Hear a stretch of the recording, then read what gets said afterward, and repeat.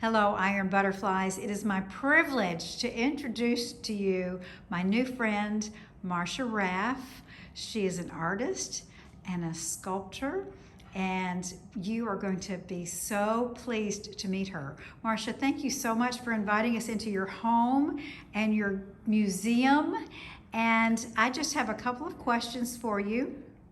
First of all, what has motivated you to create your sculptures and your labyrinths? Well, books that I read and I become passionate about an idea that I've read in it, I make a sculpture of it. So most of my work are really ideas, and some are, I've got a couple that I made serendipitously. In my labyrinths, you wanted to know why I'm making them? Why you make them and then how you make them.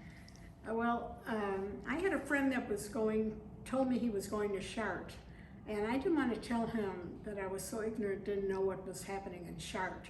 So when he left, I immediately Googled Chartres, France, and saw a picture of the cathedral with the labyrinth under it. And the minute I saw the labyrinths, I thought, oh, I want to design labyrinths. And so I did. And the first one that I did, I wanted to make some sort of a symbol, and I chose the dreidel. So the dreidel labyrinth sculpture, display, I've done in many different sizes and mediums, and it's become part of my life actually. So when you designed your first labyrinth, your dreidel labyrinth, how did you conceptualize it? Did you conceptualize it from the inside out or the outside in, or spatially? The dreidel has a shape. Mm-hmm. So I took a one-dimensional shape of the dreidel and made a labyrinth out of that outside shape. So basically you started from the outside and then you filled it in, because Exactly. a labyrinth, you don't get lost in a labyrinth like you get lost in a maze. And tell us a little bit about the story of the labyrinth when you heard someone tell you, or someone asked you, has a labyrinth ever spoken to you? I had heard stories about labyrinth, people receiving messages while they're walking the labyrinth. So I was looking forward to see what kind of message I was going to receive. The first time I walked the famous labyrinth at Chartres, I thought, oh no, I've walked this whole labyrinth and I didn't get a message. But I forgot that during the middle of the walk, I remembered that I had said I wanted to design labyrinths. And afterwards, I realized that was the message from the labyrinth when I walked the first time, reminding me that I wanted to design labyrinths, and that was in 2007. Today it's 2021, and labyrinths have become a big part of my life. And so would you have any advice for people if they've never walked a labyrinth, what they should look for or expect?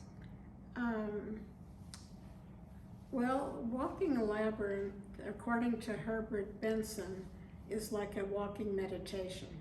So you can walk it any way you choose to. It really, there's not just one way to walk it, although there's only one path in the labyrinth. You can walk it for pleasure, you can walk it for meditation, you can walk it and receive lots of health benefits, because just by walking it is like a walking meditation, and it improves your health.